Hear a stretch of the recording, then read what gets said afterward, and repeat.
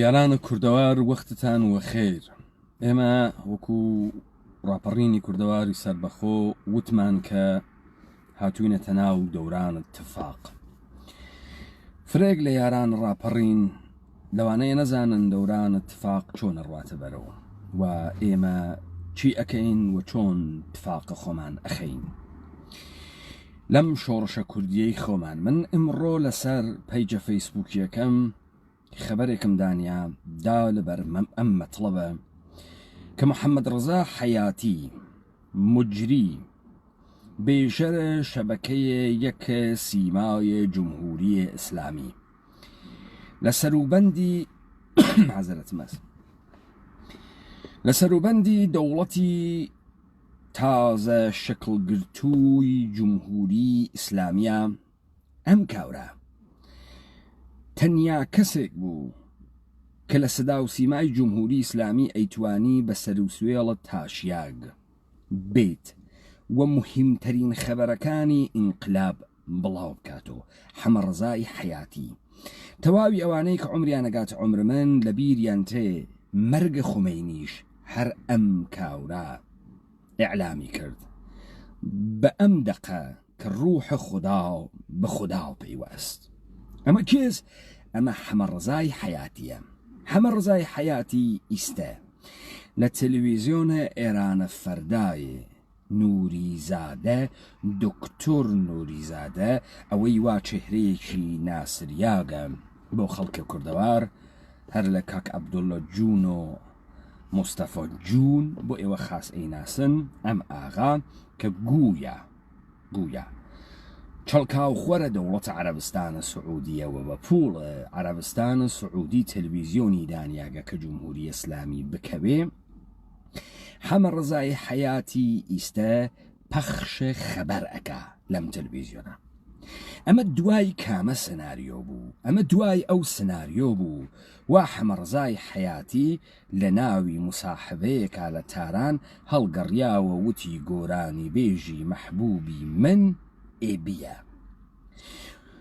لەو دو انتقادیان لێ کردوتیان ئەبیزەدە ئینقلابە و ئەوانە. ئێستا گویا ئاغای حەمە ڕزا حەیاتی پەدیدەی جەدیدە زەمە دوو قدرەتمەندتر لە ڕوحوڵڵا زەم هاتکەسە دەرەوە. تەماشاکەن هەڵگەڕانەوەی حەمە ڕزا حەیاتی مجریە مەوردە پەسەندە حکامە دەوڵەتە ئێرانی بە معنای ئەوە نییە حەمە ڕزا حەیاتی ئابد بووگە. حەمە ڕزا حەیاتی بووگە بە ئینسانێکی شۆڕشگێڕ. نا، ئەمە خەریکە داستانێک تەعقیبەکە کە ئێمە لە تەیە دیبەیتەکانە اتفاقا ئمڕۆ مشخەسەن ئەم جەریانە کە تەیە ساڵانە ڕابردوو ئێمە بۆ خەڵکی خۆمان تەحلیل کرد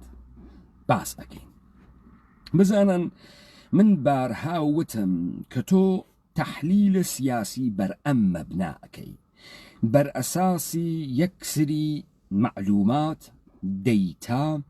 حافزەی تاریخی و شناختێک کە لە کۆمەڵگایەک هەسد. ئەمانە تێکەڵی تێگەیشتووی خۆت زکاوەتە خۆت ئەەکەی تا هەر میزانێک تۆ ئینسانێک بی کە لە خزمەتە سیستەمێکا نەویت،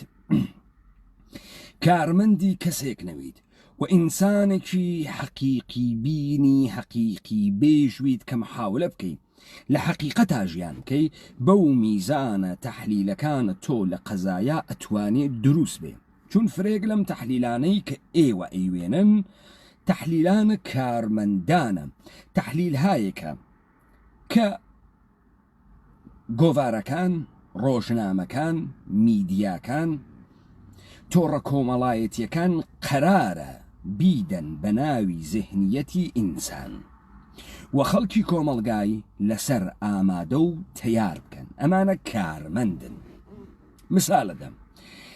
ئێستا لە ڕووبەری عمومی چ لە کوردەواری داگیرکراو لەلایەن عێراقەوە، چ لە خەبەرگوزاری های پرەسی جۆرا و جۆر لەناو کوردەواری داگیرکرا و لای کۆرپۆریشنە ئێرانی لە هەموو جێگەیەکی چ لە تاران چ لەو جێگانەی کە پێی ئێژن کوردستان قومی ئیتنیکی یەک مەطلب باس ئەکەن و یەک ئەسڵ مەوجودە. ئەو ئەسڵە چییە؟ ئەسڵ ئەمەسە: ئیاڵەتە متحیدەیە ئەمریکا ئەرباب نئۆلیبراڵە دنیای سەرمایەداری لەگەڵ حکوومەتە جمهوریە ئیسلامیە شیعە دوژمنە وا لە تەزاددا و لەگەڵ یەکتری دوژمنایەتیەکەن. تۆ گەرەکتە لە من و تۆ لە K24 لە ڕووداو لە NRT لە BBC لە وۆیس ئۆف ئەمریکا لە رادیۆ فەردا لە رادیۆ فەڕەنسا لە دۆیچە وێلە تۆ گەرەکتە لەمانە دەربکەوی ئێشێ لە قوتب و جەمسەرێکاوی یا جەمسەرە دەوڵەتە ئێران وا قسە بکەی کە ئەمریکا غەددارە و زاڵەمە و ئیمپریالیزمە و حامیە سەهیۆنیزمە جەهانیە و بەرعەلەیه جمهوریە ئیسلامیە و داپۆسیاگە و تێهەڵدریاگە، یا ئەوەی کە بێژی جمهوریە ئیسلامی دوا کەوتگە و بێسەوادە و جاهلە و مشتێ ئاخونە ئەحمەقن و یاوڵەتە متحیدەیە ئەمریکا تەرەفدارە دموکراسیە و دموکراسی بە دنیا سادر ئەکات و گەرەکێسی جمهوریە ئیسلامی بخاتە سەر جێگەی خۆی تەمدیەی بکە. ئەگەر تۆ هەر کام لەمانتە بەحس کرد تریبون ئەخەنە بەردەست، چون ئەمانە گەرەکیانە ئەم ئەسڵەی کە من گوتم بە هەموو ڕواڵەتێک و بیخەنە ناو مشکە ئینسان. جا لە ڕواڵەتی کەنیشتێکی زەریف و کە مشکلەی ڕووسەری هەیە، لە ڕواڵەتی دانێ ژنە فەمینیستۆ، لە ڕواڵەتی فعالێکی مافی حیواناتۆ، لە ڕواڵەتی کابرایەکی مخالفی جمهوری ئیسلامی کە لە زیندان بووە، لە ڕواڵەتی ئۆپۆزۆسیۆنێکی لە خارج کەوتوو، لە ڕواڵەتی پسپۆڕ و ئوستادی دانشگا لە بواری اقتصاد، لە بواری جامعشناسی و کۆمەڵناسی، لە بواری دەروونناسی و ڕەوانشناسی، هەمووی ئەمانە کە کۆ ئەبنەوە کۆی دەنگەکانیان ئاخری کەلام و مەخەسی کەلام ئەمەسە، یا کە دەوڵەتە ئێران و دەوڵەتە یاڵەتە متحیدەیە ئەمریکا تەکە یەکتریە دوژمنن. ئەوانە کە تەرەفداریەکەن لە جمهوری ئیسلامی قێزەون و تێهەڵدریاگ و بەچکە بەسیجی و ساندیسخۆر و سەگ بابوو بێشەرەفن، ئەمانەی کە تەرەفداریەکەن لە یاڵەتە متحیدەیە ئەمریکا و کوڕەخاسە و بەچکە ئۆپۆزیسیۆن و تەرەفدارە حقوق بەشەر و مافە مرۆڤ و ئەمانەنە. ئەمە ئەو فەزاسە کە بۆ ئێوەی پۆلێن ئەکەن ئەیدەن لە بێژنگ کە بڕاتە ناوە مێشکە ئێوە، شەو و ڕۆژ ئێوە بۆمباردمەند ئەکەن بەمە. تۆ لە دەرەوەی ئەم دووشتە تەحلیلێکی ترت نییە. خەڵکیش ئەوەندەی ئەم شتانە بیستووە ئەمانە تێکرار ئەکاتۆ. ئەم دیبەیتە چون لە دەورانی اتفاقە پێویستی بەکردنەوە هەز، ئێمە جاران ئەهاتین و تەحلیلمان ئەکرد، ئێستا من ئەو تەحلیلانە تەفسیر ئەکەم. من ئەو ڕۆبەیانی بارانیش ئەواری لە گۆشەیەکە تۆ ناکرێت لە ناوە خیابانە کە خەڵکتێت و ئەچێت و استرسە و قاوە و بانگە و باران ئەوارێت دیبەیتیش بکەی، بەڵام من هەرەو کارم کرد بەر لەوەی کە دەست بکەم بەکارم. بابێنە سەراوەی کە ئێمە چۆن تەحلیل ئەکەین. تەماشاکەن هەمووتان تا حدودێک تاریختان خوێندەگەسۆ یا فیلمتان دیگە. معمولاً لە قەدیمە ئەگەر وەبیرتان بێ سوڵتانێ پادشاهێ فەرماندەیەک بوو کە لە شەڕێکە ئەیاندا لە فەرماندەکە ئەیان کوشت، سپای دوژمن هەرچەندێکیش تەیار و ئامادە و بە قووەت وایە لە یەک ئەپاشیە، لەبەرەوەی دابوویان لە ڕەئسی دابوویان لە سەری و وەختی ئەیوت دامان لە فەرماندە کوشتمان لەشکر بێ فەرماندە ئەو کە لەشکر بێ فەرماندە ئەو هەر کەسێ گیای بایەرێکی ئەجواند ئەگەر ئەمەتان وەبیرە تێنەوە سەر داستانە کۆرپۆریشنە ئێرانی وە مێژوویە کە بۆ ئەم کۆرپۆریشنە لە ژێرە ناوە مێژوویە 2500 ساڵەی دەوڵەتە ئێرانیە فارسدا نەریاگە. لەبیرتان نەبێ ئەمانە ێژن ئێمە ئیمپراتۆریەتە هەخامنشیمان دروست کرد لە ئەوج ئیقتیدارا بووین ئەسکەندەری مەغدونی هات شکستمانیدا ئیمپراتۆریەتەکەی وێران کردین. ئەمانە ێژن ئێمە ئیمپراتۆریەتە ساسانیمان دروست کرد لە بەرامبەر ڕۆماوێسیان حەزارەتێکی گەورە و تەمەدونێکی گەورەمان دروست کرد کێ هات دای لێمان سەعدی عەبدی وەقاس لە پشت شمشێرەکەی عومەر بن خەتاب و دای لێمان تەفروت و نامانی کرد. کتێوخانەی سووتاندین کە سرای تیکە تیکە کرد فەرشە بەهارستانی برد و ئەم تەمەدونە حیچی ئاونە لاپەڕەیەکی لێ نەماجێ لاپەڕەیەک دووبارە دێنەوە ئەڵێن ئێمە لە دەورانە خلافەتە ئیسلامیە بەرەبەرە هەندێک حکوومەت دروست بوون ئالە بوویە حکوومەتە سەفاریانە یعقوب لەیسە سەفاری تاهریان تاهر زولیەمینەین قیام ئەبوو مسلم خوراسانی بابەکە خڕەمدین حزورە بەرامەکە لە دەستگاهە خولەفای عەباسی و ئێمە یەواش یەواش لە دەوران ئیسلامی پشتمان ڕاست کردو تۆ ئەمە لە ئاساوارەکانی دو قەڕن سکوتە زەڕینکو با ئەوێنیت تۆ لێو دواتێ ئەمانە تا قەڕنە چوارۆم ئینگار لە خەوە مطلقا ناگەهەن فارسێ تێتە دەرەوە دەی ئەمانە پشت ڕاست ئەکەنەوە و ئەگەنە قەزنەویان و سامانیان و ئەمانە لە پڕێکا کە ئەمانە ئێژن ئێمە لە ئەوجێ ئیقتیدار و تەمەدن و عەزەمەت و عیلما بووین ئاغای چەنگیزخان مۆغۆل بدە و سەوارە بەرئەسب لە مۆغۆلستان تێتە ئەگرا لە نەیشابوور 1 ملیۆن کەلە ئەوڕێ بعد خۆیان بەحسەکەن چەنگیزخانە مۆغۆل لەبەر ئەوەی کە هەر ئەڕووی بەرەو بەر نەی ئەهێشت هیچ کەس لە پشسەری و بمێنێت بۆیە هەر کەسێک ئەکەوتە بەرە داسی سەری ئەبڕی بۆیە قەتڵ و عامە گەورە ئەکا فقط 2 قشری نەیەکوش چەنگیزخانە مۆغۆل کێوکێ پیشەوەران ئەوانەی کە حرفەیی بوون ئەوانەی کە سەنعەتگەر بوون ناسنگەر بوون و زانایان و ئینسانهای تێگەیشت و دانشمەند پیشەوەران و سەنعەتگەرانی هەناردە مۆغۆلستان تۆجۆکەن هەرم سادق زیبا کەلامە کتێوێکی نووساگە بەناوە ئێمە چۆن بووین بە ئێمە ما چگونە ما شدیم ئەلەوێ ئیدعاکە حملەی مۆغۆل پشت ئێرانیشکان مثال ئەدا لەشکرە چەنگیزخانە مۆغۆل 1 ملیۆن نەفەرە ئەم 1 ملیۆن نەفەرە حدەئەقەل 5 ملیۆن کاوەڕی واتەکە وەختێ ئەم لەشکرە ئەڕوا ئەدا بەسەر هەر سەوزەڵانەیەکە یەکسەرەیکا بە بیابان 5 ملیۆن کاوەڕ ئەلەوەڕێ مثالەدا هەست کتێوەکەی هەست ما چگونە ما شدیم ئاغای دکتۆر سادق زیبا کەلام ڕۆشن فکرە ئێرانی ئوستاد علوم سیاسی دانشگای تەهران فارغ التەحسیل لە بریتانیا ئەمانەی کە بە ئێوە ئەمە ئێژن ناگەهان تۆ حەمە عەلیە کاتوزیانت هەست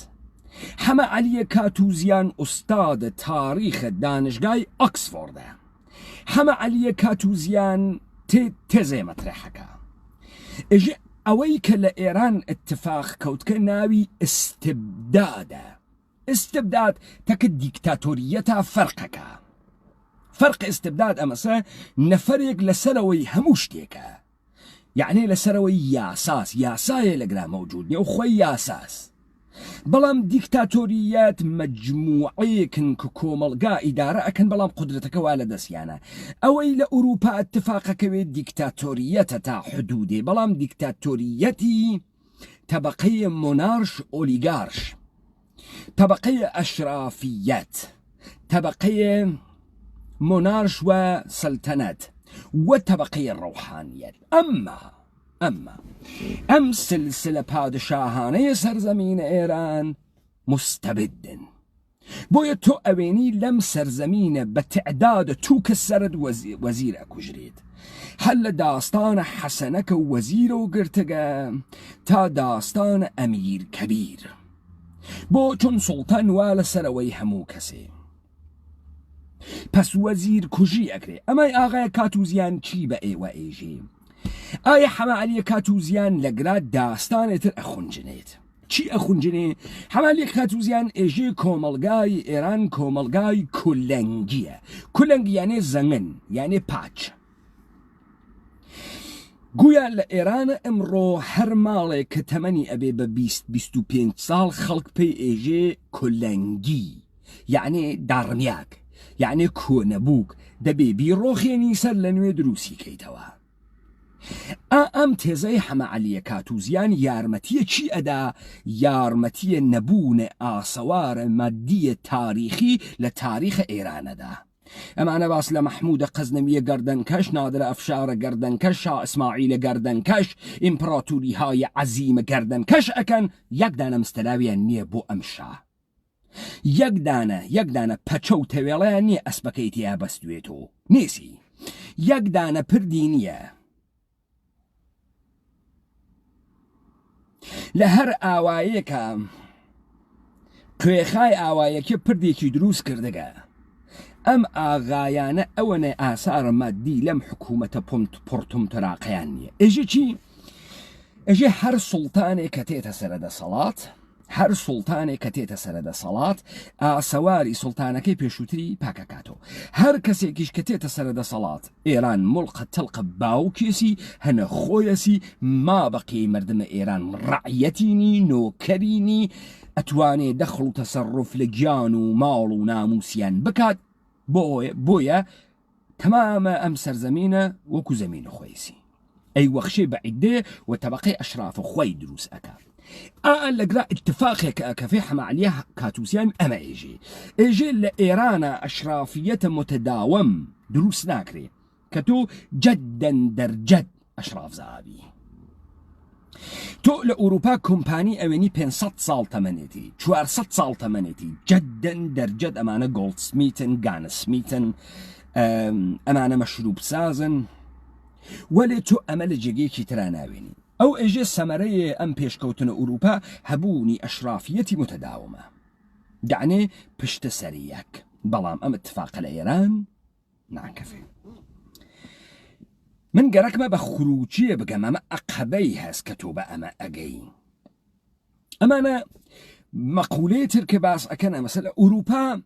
تۆ بەڕاحەتی ناتوانی بڕۆی لە جێگەی سوڵتانە دانیشی وە پادشاه ناتوانی چون تەکە ئەشرافیەتە تەرەفی تەکە دەستگاهە کلیسا تەرەفی و تۆ بە ئینوانی فەرزەندی گەورە یعنی یەکەم ئەولادی پادشاه ئەگەر ئەولادی زکووری نەوێ نێرینەی نەوێ ئەو جار مینەکەی گەورەترینیان یا ئەبێ بە مەلەکە یا ئەبێ بە سوڵتان هەر کەسێ لەو لاوە لە خۆیەوە ناتوانێ بێت و ساحێوە قدرەت ژەنەڕاڵێ ناتوانێ بێت کودەتا بکات پادشا بکێشێتە خوارەوە لەسەر ئەریکەی قدرەت دابنیشێنە ئەشرافیەت مەجالی پێدات وەنە کلیسا مەجالی پێدا بەڵام لە ئێران یەک اتفاقە کەفێ هەر کەسێ بتوانێ قاچ بخاتە سەرە تەختە پادشاهی پادشاس هەر کە هەس پادشاه ئەگەر تا ئاگرا تێگەین ئەو جارەگەینە مەتڵابێ ئەمە خەریکە بە ئێوە 1 دەرسەدا 1 دەرس تەماشاکەن لە کاتە یەکەم دەوڵەتە یەکەم ڕەوایەت و چیرۆکە دەوڵەتە ئێرانی کە دەوڵەتە ڕەزاخانە پەهلەوی بوو 1 اتفاق کەوت بوو ئەمانە لە قانونا چون حکوومەت سەلتەنەتی بوو نیابەت یا وڵایەت ئەهدیان بوو وڵایەت ئەهدی قانونی بوو و کاورای توانی وەلی ئەهد بێت و دوای مەرگە باوکی بێ ئەوەی وڵات بپاشێەوە دەسەڵات بپاشێ بنیشێتە جێی باوکی ئەمە لە ئینقلابە ئێران چه اتفاقی کەوت لە ئینقلابە ئێرانە وەختی ئینقلابە 57 ئەمریکایی سەریگرت حکوومەتی جمهوری ئیسلامیان دروست کرد و خومینی بوو بە وڵایەت فەقیه خومینی جێنشینی بۆ خۆی هەڵبژارد قائم مەقام ڕەهبەری کێ بوو قائم مەقام ڕەهبەری ئایەت الله منتەزری ئەمە قانونی نەبوو وەلی خومینی ئەم سنەتەی هاورد یعنی قایم مەقامی ڕەهبەری انتخاب کرد تا ئەوەی کە لە جەریانە قەتڵ و ئامەکانە 67 تا هاوینە 67 ئەم ئاغایە منتەزریە عەزڵ کریا لەلایەنە خومینی بێ قایم مەقام بوو چەند مانگی پێ نەچوو خومینی مرد خومینی کە مرد ئەم مەقامە وڵایەتە فەقیهە مەقامێکی مەذهبی بوو مەقامێک بوو تا ظهور ئیمامی مەهدی ها بەدەسە وەلیە فەقیهۆ لذا وەلیە فەقی ئێشێ هەنە شەرایەت دینی و مەذهبی بوێت مرجع عالی قدر الشيعة ويت مدير وي مدبر وي صالح وي أغلب مشتاني كناوة قانون أساسي جمهورية إسلامي حسوة موجودة خد آية الله خامنئي ني أتواني أم مسألة إحراسك بوي آية الله خامنئي يكدان حقيان سوال كرد آية الله خامنئيان بعنوانی رابری موقتی انقلاب باس کرد یعنی موقتی بوو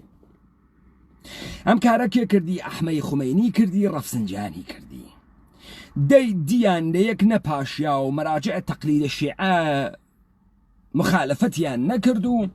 ئەحمە و تۆزێ پرتەوبۆڵەی کرد ئەحمەویان کوشت ئەحمە و کوڕە خامنەییان کوشت ئیستا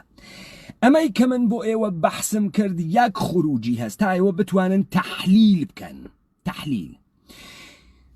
عەلیە خامنەئی ناتوانێ هەروە بمرێ چون تەجروبەی ئەحمەی خومینی سابتی کرد عەلیە خامنەئی ئەم دەسەڵاتە بەردا و لە پەڕێکا بمرێ کوڕەکانی و خانەوادەکەی بەرباد فەنا ئەچن ئەوەی بێتە سەر حکوومەت چی پوڵ و سروەت و دەسەڵات لە بنەماڵەی خامنەئیە ئەیسێنێتۆ ئەمە مەسئلەی ئەووەڵە مەسئلەی دووەم عەلیە خامنەئی لە قانون جمهوریە ئیسلامی بۆی تەعبیە نەبووگە کە جێنشین بۆ خۆی دابنێت جێنشینە عەلیە خامنەئی ئێشێ مەقامە وڵایەتە فەقیهە مطلقە بگرێ دوای خومینی مطلقەیان هاورد دوای خومینی هاوردیان لذا ئەمە ناتوانێ لە لەحاز قانونی و ئەنجام بوێت ئەمە یەک دوو هیچ کام لە ئەترافیان و کوڕەکانە عەلیە خامنەئی دارای ئەو مەقامەنیان خودە خامنەیش نەبوو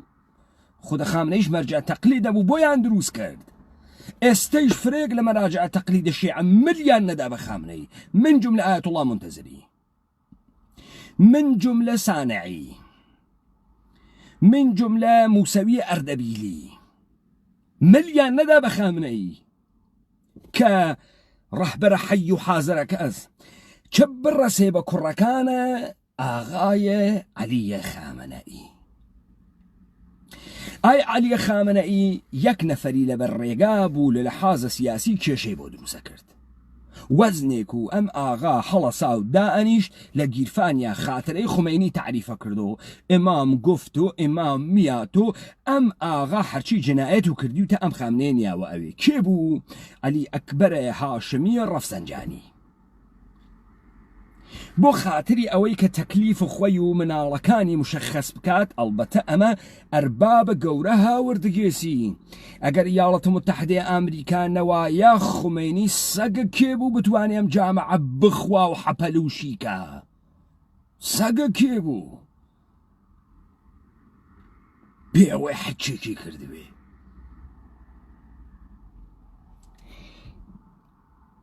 ئەگەر تا ئێستا لە یەکتری تێگەین ئەگەین بە نەتیجەیەک پس خامنەئی هەنێ مشکڵی هەست و ئەمما مشکڵێکی تری خامنەئی مشکڵی ئەمەسە مەردم ئێشێ قبول کەن دەسەڵاتی ئەوەی کە تێتە جێگەی خامنەئی جاران تۆ بە سازوکارە قانونی ئەم کارەکەی مردم ناتوانێت اعتراض کات چون قانون کاری کردگە مؤسساتە دەوڵەتی کاری کردگە تۆ ئیستا گەلەکتە کارێ بکەی لەو دیوی قانونۆ بۆچی بۆ پۆستێکی فرە مهم بە ناوی پۆستی ڕەهبەریەتی ئێران ئەی خۆ هیچ کەسێک لەم پۆستە دەست ناکێشێتەوە مزافە بەر ئەوەی کە ڕەهبەرە جەدید عناسورە جەدید تێرێ پاش خوانخوارە جەدید تێرێ قدرەت فرە کەسێک ئەکەوێتە خەتەر، فرە کەسێک ئێشێ سەروەتەکەی لە دەست بدات. عەلی خامنەیشی ئەم کارە چۆن بکە؟ چۆنی بکە؟ بێت ئێلام کە بێژە جێنشینم هەست، بێت بێژە من وەکو خۆمەینی بۆ خۆم قائیم مەقامی ڕەهبەری دائەنێم ناتوانێ. ئایەتوڵڵا منتەزری لە سەطحی ئایەتوڵڵا خۆمەینیە بوو، مەرجع عالی قەدر شیعە بوو. عەلی خامنەی ئەگەر گەرەکی ئەم کارە بکات ئیشی بچێت یەکێک وەکو مەکارەمە شیرازی دابنێت. ئەگەر گەرەکی ئەم کارە بکە تا حەدە ئەقەل مخالەفەت دەستگاهە ڕۆحانیەتی نەوێت کە هەر ئەیوێ بۆ خاترەوەی خومەینی ڕەهبەرە کاریزماتیکە ئینقلابە 57 بوو کەسێ نەیەتوانی لەسەر قسەی خومەینی قسە بکە. وەلی عەلی خامنەی هەر لە ناو سپای پاسدارانە کاورە جمێنی پێدا لە خوجەستەی ژنی وەتا کوڕەکانی. بۆ چون ئەو ئینقلابە بە هێنە عەلی خامنەی نازانێت، نایژی عەلی خامنەی کردی. عەلی خامنەی خۆمەینینی، عەلی خامنەی دانێ عنسور تێ هەڵدریا بوو هاتن ئینتخابیان کرد هەڵیان بژار دانیا ئەوێ. دانێ کاورای معمولیە، ئاخونێکی معمولی. ئەگەر ئێوە لەمە تێگەین پەس بە قەیرانە ئەوەڵ بەرەخوان. خەلە ئاغای خامنەئی فرە کەسێ قوت ئەکات و قدرەت ڕەهبەری بگرێت. فرە کەسێ بە تایبەتی ئەم دەورانە 41 ساڵە سەرکوب و فەساد و ڕاماڵین و داپڵۆسیان. فرە کەسێ قوت ئەکاتەوە. پس ئەمە ئاسان نییە. لە دەست یاڵەتە متحدە ئەمریکا ئەترازێ. یاڵەتە متحدە ئەمریکا دەوڵەتی بۆ سەرزەمینە ئێمە دانیاگە بە ناوی ئێران، کۆرپۆریشنی دانیاگە لەبەرەوەی تا هەتایە بەسەرە مردمەوە بێت. ئەمەی کە مردم برسیێسی داپڵۆسیاگە بێ ئیرادەس فاسدە دقیقەن کارێک وگە کە کۆرپۆریشن مەشایە بیکردایە. ئەم مردمە مەشیایە دەستەمۆ بکریایە، لە غیرەت بکەوتایە، لە تووڕەیی بکەوتایە، لە یاسا و قانونی خۆی بکەوتایە، لە پێکهاتە کۆمەڵایەتیەکان و پەیوەندە کۆمەڵایەتیەکان و خوێنی و سەبەبی و نەسەبیەکانی بکەوتایە، دەسی لە ئەخلاق هەڵبگرتایە. بۆیە تۆ ئەوێنی لە جمهوریە ئیسلامیە ئیمڕۆ هیچ کەسێ ئیعدام ناکەن لەبەر خاتری ئەخلاقی عمومی کۆمەڵگا، لەبەر خاتری ئیقتدار و دەسەڵاتی حاکمیەت ئیعدامی ئەکەن. دەناتوە ناوێنی دزێ بگرن ئیعدامی بکەن، نایوێنی. تۆ نایوێنی ئینسانێکی فاسد بگرن ئیعدامی بکەن لەبەرەوەی ئەخلاقی کۆمەڵایەتی. زەربەی دیگە عەلی خامنەئی و دەوڵەتی جمهوری ئیسلامی لە کەهریزەکە تەجاوز ئەکا بە پیاگ، بە پیاگ. ئەخلاق عمومی وا لەکوێ؟ ئەخلاق عمومی کیلۆی چەنێکە؟ لەگرایەک چت مهمە اقتدارە حاکمیەت دەرنەتیجە هەر وەکو ئەوەی کە ئێوە دیتان ئینگلیسیەکان ڕواندزیاندا بەر بۆمبە فۆسفۆر، بۆمبە ناپاڵم، وتیان دەبێ خەڵکی کورد فێری ڕەفتاری متەمەدنانە ببێ. ڕەفتاری متەمەدنانە یعنی چی لە نەزەر نظامە سوڵتە؟ یعنی ئینسانی خەفیف، دەستەمۆبووک، هاڕیاگ، نۆکەر نۆکەرزا. بەمە ئێژن ئینسانە سیڤیلایزد، بەمە ئێژن ئینسانە متەمەدن. ئینسانە متەمەدن لە نەزەرە دەوڵەتەکان و ئینسانێکە کە ئۆبەی ئەکا، ئۆبەی دلۆ یعنی ئتاعەت ئەکا لە قانون، و قانونەوە هەتەڕێوە. دەرنەتیجە ئینسانە گەردەنکەش و ئینسانە یاغی و ئینسانە کوردی نەگەرەکە. کۆرپۆریشنە ئێرانی هاتکە تۆی برسی کردگە، تۆ فکرەکەی دەوڵەت هاتکە تۆ خاسکە، دەوڵەت هاتکە تۆ دەستەمۆکە، فەرمان بووی. چۆن فەرمانەوەی وەختێ برسی دەکا و ناتوانانی قسە بکەی، وەختێ لە پەیوەندی کۆمەڵایەتی ئەتخات بنەماڵەت لێ ئەسێنێتەوە، برا و کەس و کار و خۆشکە لێ ئەسێنێتەوە، تەواوی وجودت پڕ ئەکا لە تەما و حرس، ئەخلاقە تیا ئەکوژێ، پیاوەتی تیا ئەکوژێ، قدرەتی دوژمنایەتی تیا ئەکوژێت، توانی تشخیصی ڕاست و دروست تیا ئەکوژێ. تۆ چی لێاتکە؟ تۆ ئینسانێکی هاڕیاگی تەسلیم بووی، تۆ ئینسانێکی بێخەتەری، تۆ ئینسانێکی بچووکترین تەهدید دروست ناکەی بۆ دەسەڵات، بۆ نظامی سوڵتە وە سیستەم. پس ئەمەسە کارنامەی جمهوری ئیسلامی وا لە ئەوێ تۆ دەستەمەوەکە تۆ بەچی دەستەمەوەوی بە هەرچی بێدەسەڵاتتربی شکیاکتربی هاڕیاکتربی برسیتربی تێ هەڵدریاکتربی دەستەمۆتربی بێکەسوکارتربی بەمانە تۆ دەستەمەوە ئەویت دەناتۆ هەموو کەسوکارێکی فرەت بێ هۆز و تایفە و عشیرەتێکی فرەت بێ مەردبی ئەخلاق بوێ گەردن کەشوی مل ناخەفێنی بۆی ناچیتە ژێرە باری ئەدادگا و دادگوستەری و مؤسساتەکەی ناچی ئێستا عەلی خامنەی ئێشە چۆنم پرۆژە بواتە بەرەوە چۆن ئێشە بیواتە بەرەوە عەلی خامنەئی ئێشە بێت یەک کارکە ئێستا کە ڕەقیبی سیاسیەکەی ئاغای ڕەفسنجانی بوو کوشتی لە تۆ مشەخەس ئەوێت کە عەلی خامنەئی یعنی لە 5 ساڵ پێشەوە عەلی خامنەئی نەیگەرەکە حکوومەتی جمهوری ئیسلامی ئیدامە بە ئەمریکا نەیگەرەکە جمهوری ئیسلامی ئیدامە بە نەیگەرەکە ئێشێ سیستەم ڕواڵەت بگۆڕێ ئەمە چه اتفاقێکەخا ئەم ئەو اتفاقاخە یەک لە داوی گرێ قانونیەکانی حکوومەتی جمهوری ئیسلامی دەرتێت ئەمە یەک دوو ئەتوانێ ئەم گۆڕینەوە بە ناوی ئینقلاب خواستی مردمی ئێران بۆ گۆڕان بفرۆشێتەوە بە مەردەم وەختێ فرۆشتیەوە بە مەردەم کێ ساحەبی ئەم گۆڕانەسە بەیتی ڕەهبەری عەلی خامنەئی و بنەماڵەی عەلی خامنەئی چه اتفاقی کەوت عەمەلەن حەریفەکان عەلی خامنەئی لە مەیدان وە دەرکریان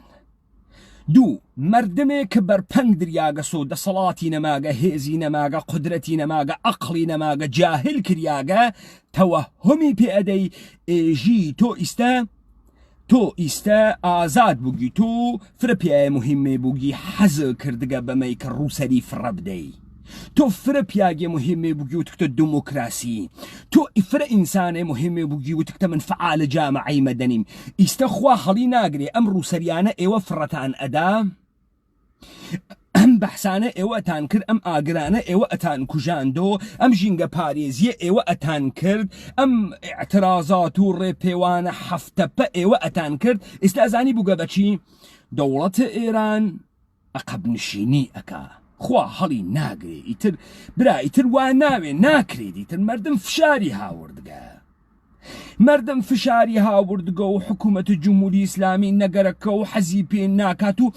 ئەمەی نەگەرەکە یعنی چی نەگەرەکە یعنی ئاخونی نەگەرەکە یعنی ئەم شێوە و شێوازەی نەگەرەکە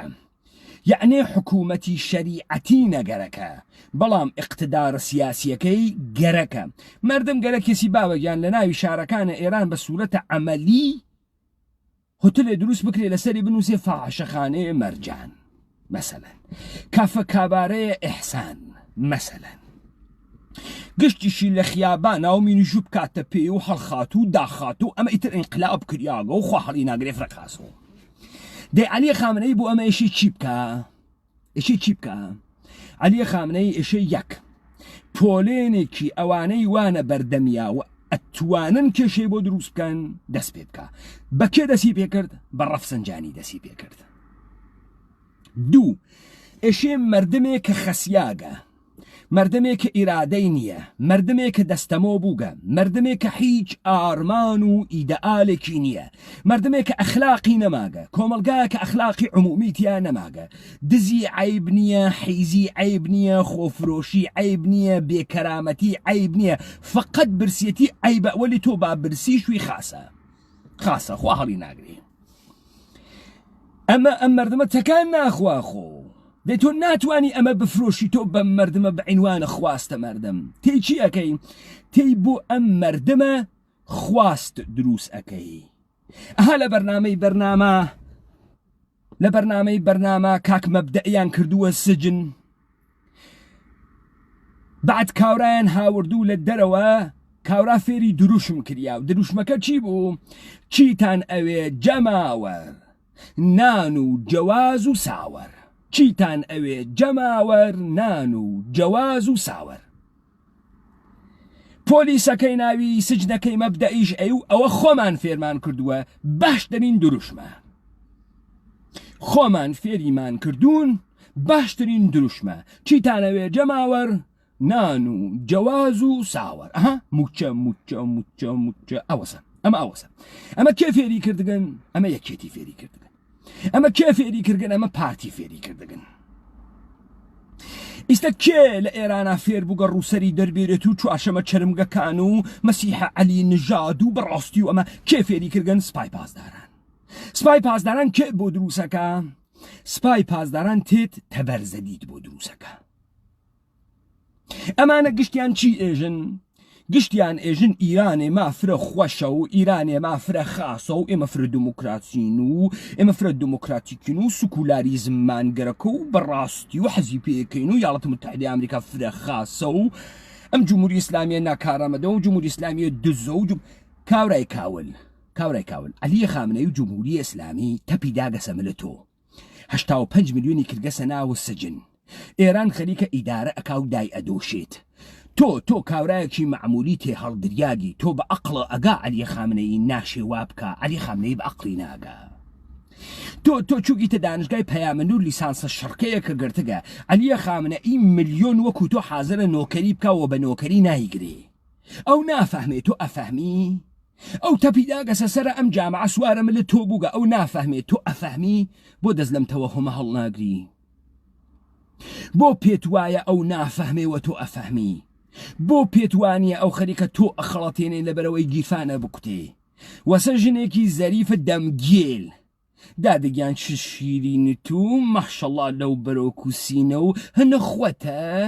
دابزانم هەنە خوەتە یاسی لە کۆنە ئەو جژنە وەڵاو هەنی خۆمە و گشتی قوتەوە ئەسڵە و نەچراڵە و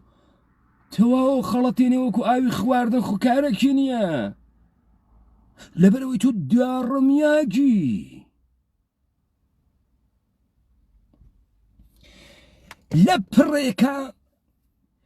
لە پڕێکا تۆ دیت کۆمەڵە و دموکرات و پەپەکە و گشتی بووە بەرەندازە جمهوری ئیسلامی عەلیە جوانمەردی و ڕۆحوڵڵا زەم و حای ئەمانە لەکوێ هاتن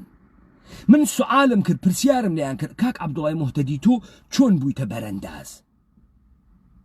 شەوانە هەڵتر لێدەی دەوە 100 متر ئەچی مەلەی کراڵە پشت ئەچی تۆ یەکشەوە چۆن بوویتەوە بەرەنداز مەچای هجری تۆ چۆن بوویتەوە بەرەنداز چۆن بەم نەتیجەگەیت کە جمهوری ئیسلامی وە دەردناخوا گشتی هاتووای و جەمبوریە ئیسلامی بە کۆڵکناوی و جەمبوریە ئیسلامی یەسری ئەفرادی هەن کێها بەکارنایەن سپای پاسداران بەکارنایە مشەخەسەن کێها ئەشێ بگیرێن حەج کە باسی حەجێ ناکە جەمبوری ئیسلامی بە کەڵکنایە ئەمە قسەی کێ بوو قسەی بەیت ڕەهبەری بوو تۆ ئەدی و عەلی جوانمەردی تۆ جەمبوری ئیسلامی و دەرداخۆ جەمبوری ئیسلامی ئەمە قسەی تۆ نییە ئەمە قسەی سپای پاسدارانە سپای پاسداران هات مردمێکن نەزانێت چی گەرەکە نە ئەفەهمێ چ خەوەرە نە هیچ ئیدەئالەوا لە زەهنیا نە هیچ ئەخلاقێکی هەست نە بە شوێنە هیچ تەغییرێکە ئەچێت نە ئەزانێ سەعادەت چیە هات ئەم مردمە سازمانیان بدات لە ناوی یەکسری ئێعترازات کۆنتڕۆڵ بووگە لە ڕووبەرۆ لە ڕووکەشۆ لە سەرۆ لە سەتحۆ نە لە عومقۆ خواستە مردمە چیە کاکە بەری دەبا ئەمانە بڕۆن وەڵا فشارمان بوات کە بخوا قیافەیان تکراریە هەر سەگێتێتە جێگەی بابێت بووگە دەورانەکەی شا وتیان خومینی سەگە بەرازە بابێ بنیشێتە جێگەی شا وایان کردگە بە مردم خۆ فکر ناکاتەوە خۆ یا کەیهانە شەریعەت مەداری زەهنی دروست ئەکا یا وەیساف ئەمریکا و BBC زەهنی دروست ئەکا یا حەمەڕزای حیاتی دروستیەکە یا ڕۆحوڵڵا زەم یا عەلی جوانمەردی بۆی دروست ئەکا ئەم مردمە چی کردگە حەج نە زەحمەتی کێشاگەن نە ئەقڵی هەز نە ئەخلا ئەم مردمە حەجێکی خۆی نەپاراست ئەم مردمە ئەگەر ئەخلاقی کۆمەڵایەتی خۆی بپاراستایە نەریتەکانە ئەژدادی بپاراستایە مەردانگیەکەی خۆی بپاراستایە ئیستا ئەم مردمە هەر ئەمانەی کێشەی گەورە بوو بۆ دەسەڵات مردم حەج کام لەمانەی نەپاراستگە خۆیشی حەجێ فێر نەوگە هەر کاوەلی فێروگە و قسەی تۆڕەهات دەیکێ بۆ تۆ ئۆپۆزیسیۆن دروزەکە سپای پاسداران کێت بۆ تێرێ مەخمەڵ بافە بۆ تێرێ حەجاریانە بۆ تێرێ سازگارات بۆ تێرێ ئەمانتە بۆ تێرێ گەورەیانەکە زلیانەکە تیان هەڵەدایان خاتە دەرەوە بۆت کە لەو لاوە لە دەرگایەکی ترۆ بێنن ژوور و لە دەرگایەکی ترۆ تەغیی لە ڕواڵەت بن بێنە ژوور ئیستا بە شدەت لە چی ئەدەن چی ئەکوتن ئیستا مەراجع تەقلید شیعە ئەکوتن ئاخۆن ئەکوتن تۆجوتان کرد ئەمانە یەک زمانی لە دەهەی 600 ژنە لەش فرۆشیان ئەگر بەردەبارانیانە کرد ئمڕۆ بچن ئاخۆن لە تارانە لەش فرۆشخانە ئیدارە ئەکا ژنە لەش فرۆش شەوانە تێرێ لە ماڵێکا کۆیان ئەکات و تعلیمیان ئەدا و بەکاریان تێرێ ئەزانین ڕازە حاکمیەت چییە بەرئەساسە چ ڕازێ بەسەر ئێوە سوار بووگن عەلیە خامنەئی دەوڵەتە دینی نییە بفەهم عەلیە خامنەئی نۆکەرە جوولەکەی ئانووسیە ئەلەوێ دانیشت کە هەر ڕۆژێ بە ڕەوایەتە سوارە ملەت و ئەوێ ڕەوایەتە شیعەیە ئیسلامیە شەریعەتی بۆ خاتری ئەوە بوو تەواوی پەیوەندە کۆمەڵایەتیەکان تەواوی ئەخلاقیاتە فەردی و دەرونیەتۆ هەمووی بڕۆخێنی و ڕۆخاندی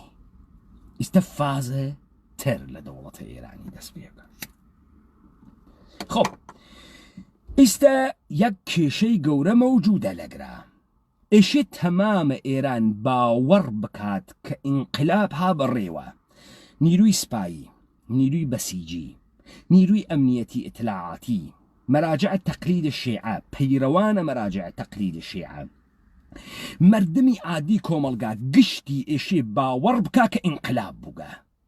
تەوەجۆ بکەن ئێمە وای لە سەروبەندێکە هیچ کەسێ هیچ ئارمانێکی نییە هیچ هەموو شتێ نسبیە کەس تعریفی لە سەعادەت نییە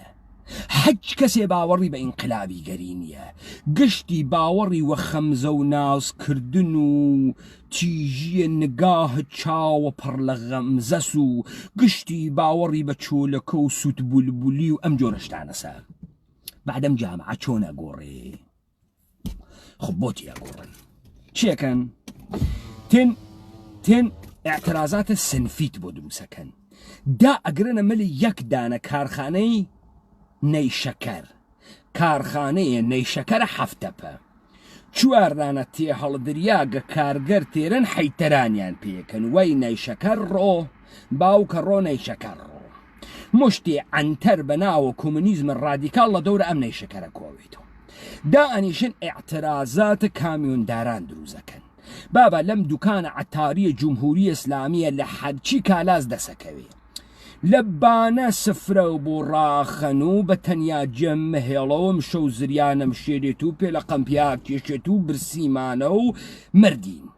ئاعترازاتە کۆڵبەری بۆ خەنەڕێ اعتساباتە کامیۆندارانە بۆ خەنەڕێ تێن ئاعترازاتە ئابانمانگە بۆ خەنەڕێ لەسەرە بنزین ئەمە چۆن ئەمە ئاعترازاتی ئابانمانگە نەکە ئەوەی کە مردم برسینەوێ نەکەوەی کە مردمە تا ئەگرا تووڕە نەبێ ئەم مردمە ئێرادەی نییە بڕواتەکان بخوا چۆن ئیرادە پەیاکەم وەختێ خەبەرێ دروست ئەەکەی شۆکێگەدەی بنزین بوو گە 3,000 تمەن لە پڕێکە بەسیج و سپای پاسداران 50 نەفەر 100 نەفەر کو ئەکاتۆ لە ناوی مەیدانەکانە ئەژێ دەی بە قوروانتانم شعارە مەرگ بەر خامنەئی و ئەوانە بدەن مەرگ بە جمهوری ئیسلامی بدەن خەڵک ترسی بشکێ بێتە ناوی سەفیەوە خەڵک ترسی ئەشکێتێتە ناو قولە هەڵەسێت و 3-4 سەعاتی پێچێت و تەزاوراتێت و 500 نەفەر و 400 نەفەر و 1000 نەفەر و دەسڕێژ ئەکاتە ناوێن ئەدێ ئەکوژێت یانم های ئەکوژین و زاڵمین و دەزەوەشێنین و ئەو زەعشێویاگە و حەچی شارە شێویاگە ڕوح اللازم بە کاناڵە تەلگرامی ئینقلابات ساڵە 96 دەیماهە 96 دروسەکە ئەمە گشتی ساختەی لەسەر سپای پاسداران ئەمە بەو معنا نییە دانەیەگە ڕواتە ناوی ئەکوژرێت مردمە عادی نییە ها نا تاک لە جەمع هێزاگرێ و ئەمە ئەزانن ئەمانەی کە ئەم کۆمەڵگا ئیدارە ئەکەن ئەم شتانە ئەزانن بۆیە تۆ واتە پێاتکە بەم تکنیکانە سوارە مەلت بووگن ئیستا ئەم کێشەی جێنشینی عەلی خامنەیە چۆن حەلەکان ئێوە ئیستا چیتان وا پێ خەڵکینە ئێوە ئەمتانە وا پێ ئێوە ناوێت باوەڕ بکەن ئێوە ئینقلابتان کردەگە ئەمە ئەو گولە خەلاسە سەعیدەی لە ناوچاوانە عەلی خامنەی و بەیتە ڕەهبەریە تۆ ناوێ بخەڵەتەی کە ئینقلابە کردگە تۆ ئینقلابە نەکردگە لەزا ئیشێ بەی لە کێ بەی لەوانەی کە تەبلیغەکەن ئەمە ئینقلابە مردمە کێ کۆمەڵان دموکرات پەپەکە یەکێتی پارتی وایس ئاف ئەمریکا BBC نخبەگان تحلیلگەران متخصصین بەن لەمانە هەرچیە گێژن درۆ ئەکەن مردم نە ئینقلاب ئەکانە ئینقلابی کردگە و ئەمە ئینقلابە مردم نییە ئەوێت و حاڵەتە 57 ئیستا ئێوە گەرەکتانە مبارزە بکەن ڕاپەڕینە کوردەوارە سەربەخۆ گەرەکی و چی بکە هادووتی هەر سەگ بابێ ئادرسی دابەوەی کەمە ئینقلابە مردمە درۆکە ئەمە ئینقلابە مردم نییە ئەمە عەلیە خامنەی ئەتان کێشێتە خیابان بیکاتە ناوی زەهنتان ئەگەر موشتەبا هات خۆتان ئینقلابتان کردگە موشتەباتان هاورد و تۆش بێژی خوا هەڵی ناگرێ و ئەرحەمیلا و خوێنە شەهیدان بە سەمەرگەی و دارە ئازادی ئاو دریا و کاکە موشتەبامان هات ئەوە نییە ڕووسەریمان فڕەتدا و ئەوە نییە تاپ ئەەکەینە بەرمان و ئەوە نییە وە سووتێن تێنە ناوە خیابان و ئەوە نییە سوارە مەلی یەکتری بووگین و ئەوە نییە ویسکی هەڵەدەین و جایژێ کاورایە پاوەیی چووە سلێمانی ڕیوە سەرچنار دانەیە ئابجوی خواردو سێتڵاخی خست و هەشتی تریژەکەنەوە سەرما جاوانەی کە فکرەکەن فرشتێکی مهمە هەر بەم شتانە ئەخەڵەتین کاورای کاول تۆ بۆ کڵاوەنیتە سەرخوات بۆ وەکو دانەیە کە نیشکی زەریف ئەمێنێت خەڵک لە پڕێکا گشتی پێژێ زەریفی و دەسی پیابێرە و زەریفی و دەسی پیابێرە و کەنیشکەکە حەزی پێکات 100 نەفەر خوازیاری هەست لە پڕێکا کەنیشکەکە شووەکات و پیاگێک ناتوانێت جواوە ئەمانە بات و ئەوانیشتر باسی ناکەن وەختە شێت بوێت هەر تەقلە لێدایەکی پێبێژێ زەریفی دەحفێ چاکە مەمکی ئەخاتە دەرە و دەحفێ لە زەماوان خۆی ئەشەکێنێت و دەحفێ حەڵەخات و حەواشی بۆ خۆی دروستەکە لەبەرێ بکەوێتەوە سەری دەمی مەردم هەمترۆ پێبێژن زەریفی بۆ خاترێەوەی ئەم ژنە نازانێ ئەم زرافەتە بە چ دەردێکی ئەخوا تەواوە شخصیەتە ئەم ژنە بووگەسەوەی تاریفی لێ بکەن تۆ زەریفی تۆ مردمێک لەم کۆمەلگای کوردەوارە دروست کردگە بەناوە ئێران مردمێکی چاپلوس تەقیەکەر درۆزن هزار چهرە بێ ئەخلاق لە خۆوە ترسیاک خۆسان سۆرکەر لێدا هەڵەگەڕێتەوە مردمی بەڕێزی ئێران و بەڕاستی مردم زۆر بەڕێزە و مردم خۆی تێگات و بەڕاستی مردم ئەمڕۆ لەسەری سەگ بەی گشتی لیسانسی هەیە و بەڕاستی مردم تێگەیشت و بووگە و نییەوە گەرەکیانە کاولەکەن ئەو گەرەکیانە گیرفانە بکوتن وان نییە خۆتۆ خۆت ئەزانی کاولی خۆت ئەزانی حەکێنیەی خۆت ئەزانی حەکێ نازانی خۆت ئەزانی ئەوەنە شەهامەت نیە لە وجودتا خۆت ئەزانی ئەوەنە ئارمان و ئەخلاق و سداقەتە نییە ئەزانی ئەوەنە ئەرزش بۆ عیداڵەت قائل نییە ئەزانی ئەوەندە ئەرزش بۆ ئازادی قائل نییە مەخەڵەتێ حکوومەتێکی تر بۆ 50 ساڵ سوارە من لە خۆت مەکە سوارە من لە مناڵتی مەکە لەگرا هەر کەسێک وتی ئینقلاب هابەڕێوە مردم خەریکە ئینقلابەکە کۆمەڵە دموکرات پەپەکە فعالە جامعی مەدەنی تلڤیزیۆنی ئێران حەمەڕزا حەیاتی ڕۆحوڵڵازەم عەلیە جوانمەردی مەشتێ پەدەر سوختەی مەمکە دایکە خۆ قەبگرتگە حەرامزان وا بۆ $2,000 و $10,000 و $100,000 ئایەندەی هەمووی ئێوەی هەڕاج کردکە ئێوە خەڵەتێنیت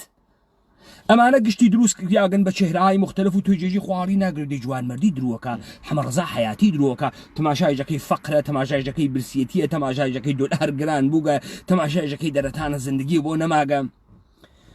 علی جوانمەردی پاسە دەدات و نوریزادە پاسە دەدات و نوریزاد پاسە دەدات و ڕۆحوڵایزەم پاسد ئەداتە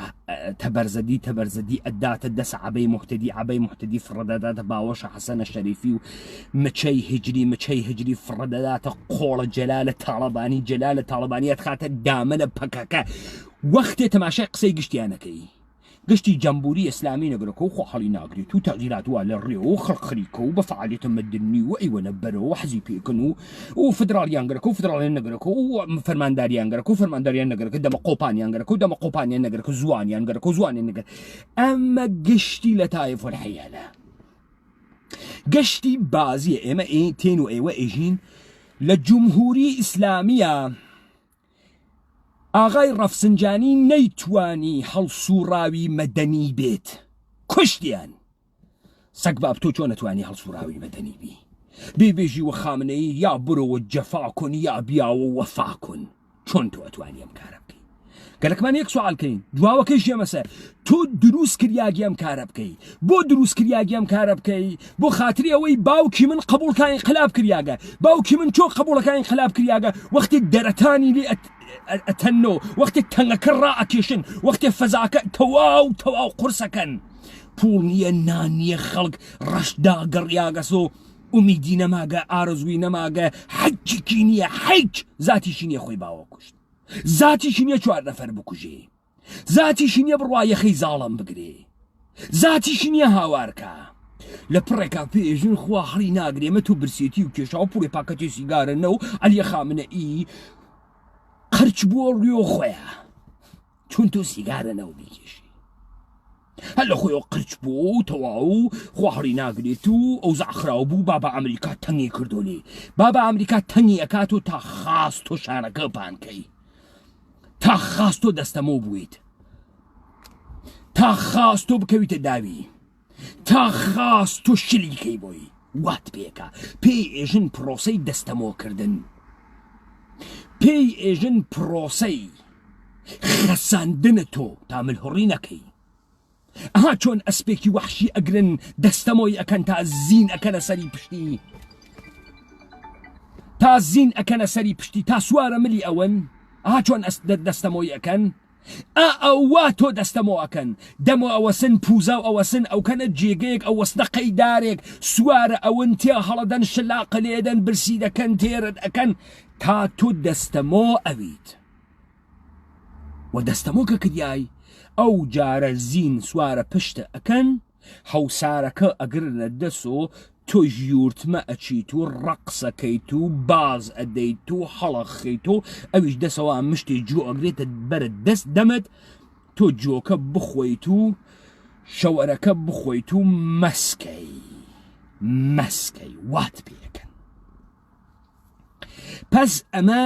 گشتی ئەمەسە ڕاپەڕین چی کرد لە دەورانە تفاقا ئێوە ئێشێ چی بکەن ئێوە ئێشێن نەیەڵن هیچ کام لەم مردمە باوەڕ بکا کە ئینقلابی کردگە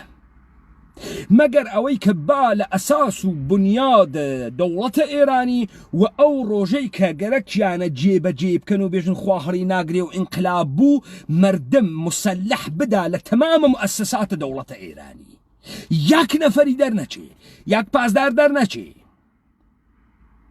یەک نیروی مسلح نەمێنێتەوە شیرازە یەک مؤسسە نەمێنێتەوە ئەوە ئینقلابە ئەوە ئینقلاب ئەوەسە یەک مؤسسە نەمێنێتەوە ئینقلابە مردم ئەوەسە مردم ورد و دەرسی مسلح بوێت بدات لە ئەرکانە دەوڵەتە ئێرانی ئەوەسە ئینقلاب ئەگەر غەیر ئەز ئەمە بوو ئەمە ئینقلابات نییە مردمیش بزانێ وتیانەوە ئینقلابە و خواهڕی ناگرێ و سەمەرەی دا و ڕووسەریەکانتان فڕەتدا و ئەفرین و بەرێ قڵاو بەڕاستی حەقتان بوو برسێتیتان کێشا و بەرتان بەستە سرە سکتان و هەڵکەوتن و سەرکەوتن و کارگەرەکانە هەفتە پەهاتنە خیابان و مارشیاندا و ئەوانە باعث بوو ئینقلاب بوێت دەینا ئەسڵحەکە بگرنە دەستان و تەمامی مؤسسات بخەن ئەو جارە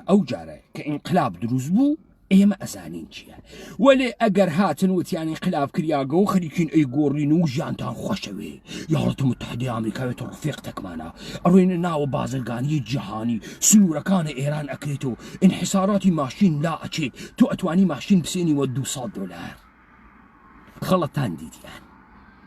قەشەنگ خەڵەتان دیتیان چو خوردم سیر از آن شیرین کلوچه حرامت باد گفت و زد به کوچه کارکرد مچه هجری عبای محتدی ایلخانی زاده تلویزیونەکان یەکێتی تلویزیونەکان پارتی پەکەکە کارکرد فعالین جامعه مدنی پرسە جۆرا و جۆرەکان خەبەرگوزاریەکان سرفەن بۆ خاتری ئەمەسە کە تۆ تەکە بیتە ڕەحبەری عەلیە خامنەئی هەماهەنگویت عەلیە خامنەئی بێژێ ئینقلابە مەردەمی کریاگە خوا هەڵی ناگرێ و ئەم مەملەکەتە ناوێ بشێوێت و ناوێ بێتۆ هەرجو مەرجوو ئێران ناوێ بێتۆ ئێرانستان و ناوێ بێتۆ خاڵۆتێکە و لالۆ بخۆ و خەڵک بترسێت و ئەمانە هەم من کۆتاتێم هەم ئێوە کۆتابێن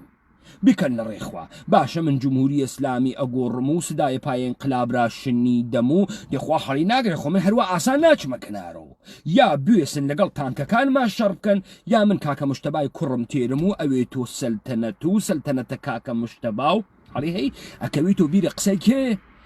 دروشمەکانە ئەسفەهان و ڕزا شاه ڕوحت شاد ڕزا شاه ڕوحت شاد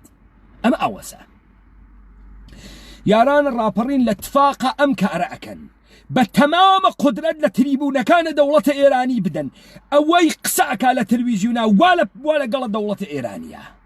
ئەوەی خەریکە قسەکە ئێژێ ئەگۆڕێت و خواهڵی ناگرێ و ئاعتساباتە و ئاعتراضاتە ئەو سەگ بابە ئەوە وا لە کۆلۆنی عەلی خامنەیە بەنلی نە ئاعتساباتە و نە ئاعترازاتە وەلێ ئەو شەوەوە عەلی خامنەی گەرەکی بوو بیگۆڕێ بێژێ مردم ایران مردم قهرمان ایران ثمرات زحمات شما امروز در ایران سکولار دموکراتیک شاهنشاهی متبلور خواهد شد بێژە درۆکەی سەگ باب ئەو جار بەسیجیەکانی پاسدارەکانی ئەرتشیەکانی گشتی متەزەلزل بووگن نازان چ خەوەرە ئەو وەختە وەختێسی مردم و ئەسڵحە بێتە خیابانەوەیان ئەو وەختە وەختێسی مردم بالیان با بزانن لە پرۆژەی بەیتە ڕەهبەریە پەکەکە بوو لە پرۆژەی بەیتە ڕەهبەریە سپاها قودسە پەکەکە بوو حیزب دموکرات بە باڵە خاڵەی عەزیزی و مچەی ئیجریۆ بوو عومەرە ئیرخانی زادە و عەبەی موحتەدی بوون لەم پرۆژە فقط خەبات نەبوو لەبەرەکە هاتە دەرۆ یەکێتی هەست پارتی هەست ئەمانە گشتی وانە ئەو بەرە هەواستان بوێت ئەمە ئیتر خۆیتر نەیگەرەکە تۆ شاکارکەی ئیتر خۆ نەیگەرەکە کارێکی مهم بکەی کافیە باوەڕ نەکەی ئەمە ئینقلابە کافیە باوەڕ نەکەی ئەمانە ڕاستوە تۆ هێژن کافیە بزانی چ کەنیشتێکی زەریف هات چ دانێ ڕووسەری وەسەر هات چ پیاەکی ماقوڵ هات چ پیاەکی ناماقوڵ هات گشتی درۆکە گشتی پوری پێدریاگام قسە بە تۆ بکە و تۆ ئەمە بڕواتە زێهنە کە دەوڵەتە ئێران مستەسل بووگە و دووچارە وەرشکستگی اقتصادی بووگە و خواهڵی ناگرێت و هەڵەتەکێت و شۆڕەشە بەسیەکانە و ئەمانە هەواستان بێت نە زمانە ئینقلابە کە تەمامە ئەساسە نەزمە جمهوری ئیسلامی و دەوڵەتە ئێرانی هەڵتەکێت تەمامە مؤسساتی نابود بێت نابودە مطلق بێت ئاسەوارێک لە بۆنە دەسەڵاتە سیستەمە ئێرانی نەمێنێت ئەو وەختە ئینقلاب کریاگە ئەوە ئینقلابە بنیادینە ئینقلابە مردمە ئینقلابە مردمەوە تەنگ هاتەگە داگیر کریاگە کۆی نەبووگە پس تۆ ئەگەر ئەمڕۆ حیاتی و نوریزاد و سازگارە تەبەرزەدی و عەبەی موحتەدی لە کنارە یەکتریا ئەوێنی دەلیلی هەست ئەمەی کە ئاغای خیابانی و 60-70 ساڵ سن و بەچکە حیزبوڵڵایی تۆخمە جوولەکەی جنایەتکارە تریبوونە ئێران لە پڕێکەژم من ئیبی دوزدارم نەیزانی و خواهڵی ناگرێ و لێ تێکچوو دێ چی بکات و ئەمە حەقیقەت و دەیەم حەقیقەتێ بۆ ساڵی 69 بێژێ من حەز بە ئیبی میکنم بۆ نەیوت بۆ داینیا ئیستەوتی حەز بە ئیبی میکنم دەریان کرد ئیستا کە دەریان کردگەڕوا خەبەر پەخشەکات و ئینترنێتە ئازاد دۆناڵد ترامپ بۆ ئێران تێت ئینترنێتە ئازاد بۆ ئێران بێت چه اتفاقێک دۆناڵد ترامپ گەرە کێسی ئێران بخا نا ئێران ناخا ڕوایەتە جمهوری ئیسلامی ئەگۆڕن ئینترنێتە ئازاد بکە چه اتفاقێکە کەفێ ئەم توڕەهاتە وا تۆ ئێژیتی وا ئەمساڵە تۆ و جەوەهنمەردی و من و تۆ ئەمانە ئێژنی تەفسیرە خەبەری و چالەنگی و نوریزادە ئێژێتی ئەکرێتە ناو زەهندانوە دانەوە دانەی مردم بۆ شتێکی تر نەهێژن بۆ ئەمانەی ئێژن کە ئەمانە گەرەکیانە لەزا ئەمە اتفاقە کەس کە ئێوە ئێشێ بفەهمن تەکە بلاهەتە مردما شەڕکەن یارانە ڕاپەڕین مێڵن مردم بەخەڵەتێن مێڵن کڵاو بنێنە سەریان مێڵن بۆ نیم قەڕنی ترم سەرزەمینە ئێمە نابووتر بوێت مێڵن ئەمە کارە ئێوەس لە اتفاقایەشێ بیکەن ئێوە ئێشێ خەڵکی ئامادە بکەن بۆ ئەو دەقیقەی وا ئەمانە وڵات ئەوە نەناوە تاریکی کە مشتەبا خامنەی یا هەر کەسێکی تریتیا دەربێرن ئەو وەختە مەردم ئێشێ ئامادەوێ هەر کەسێ بێ ئەوەی پەیوەندی بە یەکتری بکە بتوانێ پەلاماری دام و دەستگاکانە دەوڵەت بە لەبەر خاتریەوەی مەئمورانە دەوڵەتیش مستەئسلن نازانن چ خەبەرە. ئەوان فکرەکەن ئینقلاب بووگە وەختێ فکرەکەن ئینقلاب بووگە دەستیان ناچێ بە تەقەکردن بە خەڵک.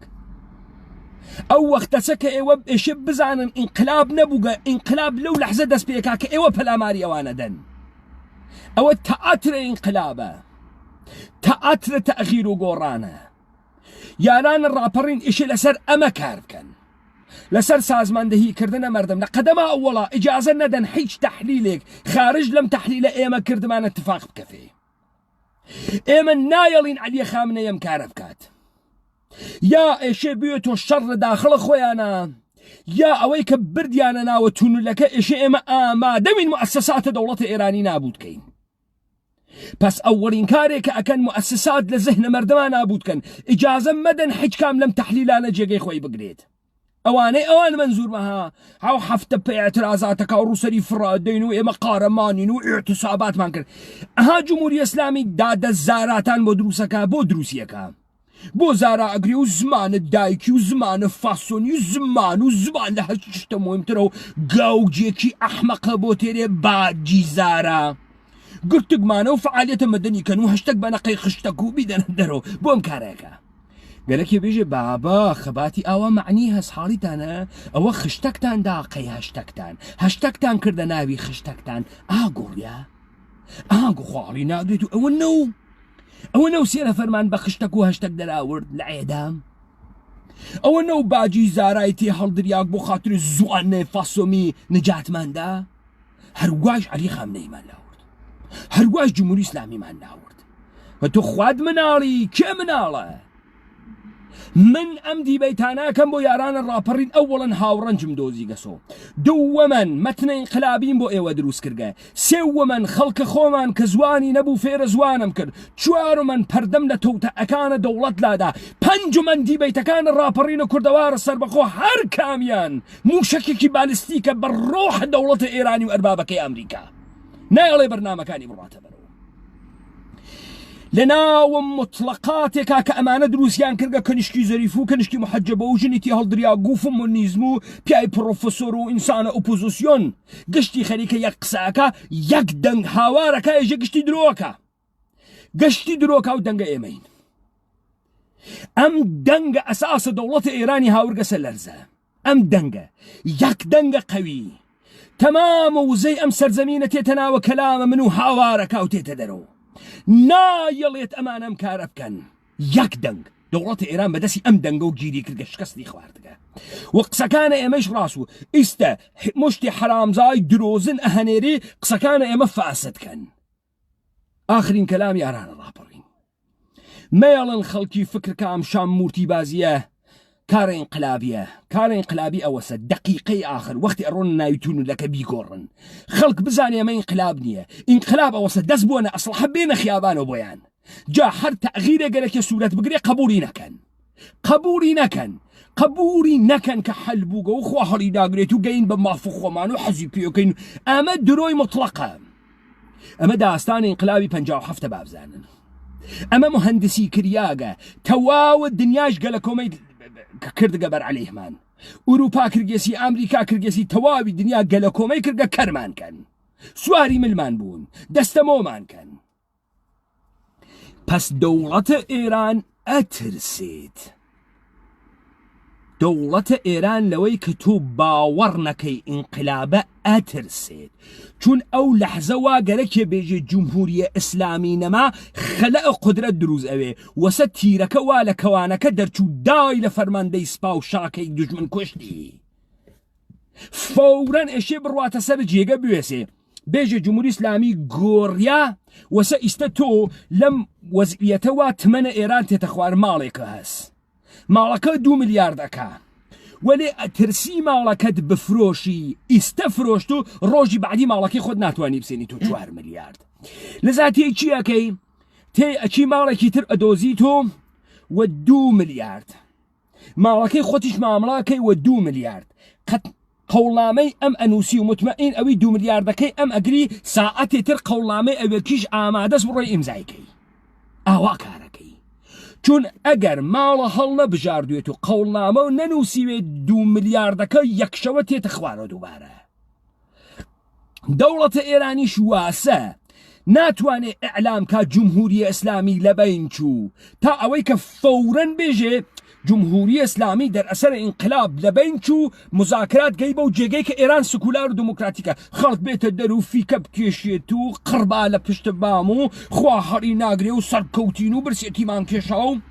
تحملمان کرد و ڕووسەریمان فڕدا و خوازانێ 20 دانە ویسکی پەنجپاڵەوانم خاڵی کرد و مەسم کرد دائیمەن و دائیمەن مەسم کرد خستم